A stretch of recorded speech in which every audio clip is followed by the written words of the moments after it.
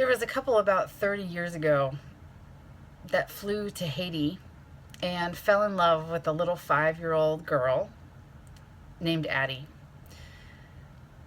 They ended up adopting her and bringing her home to live with them in Phoenix, Arizona. They tell the story of that first night that they brought her home.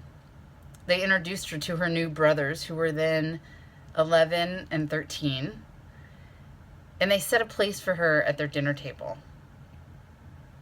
Addie had never seen so much food in her life. There was a platter of pork chops, a huge bowl of mashed potatoes, a basket of rolls, and this big green salad. She was completely amazed and overwhelmed and had never seen that much food in her life.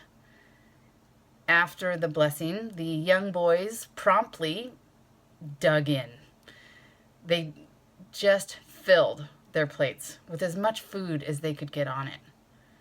Addie was timid and shy and not sure even how to approach this much food at the table, but yet found herself somewhat frustrated watching these young boys shovel all this food into their mouths. She became anxious and nervous. Cheryl, her mom, picked up on this and was quick to go to her and to take her hands and to reassure her that there was more than enough food. But instead of just telling her, she stood her up and she walked her to the pantry.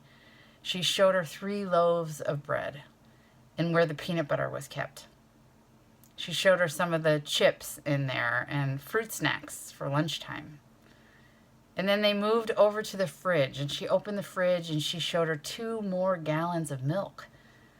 There was a bottle of orange juice in there and a whole carton of eggs. There was deli meats and cheeses in the drawer. And then she opened the freezer and showed her a whole chicken that was frozen, some fish, and 2 gallons of ice cream. And she took Addie by the hand and she said, "There is more than enough food.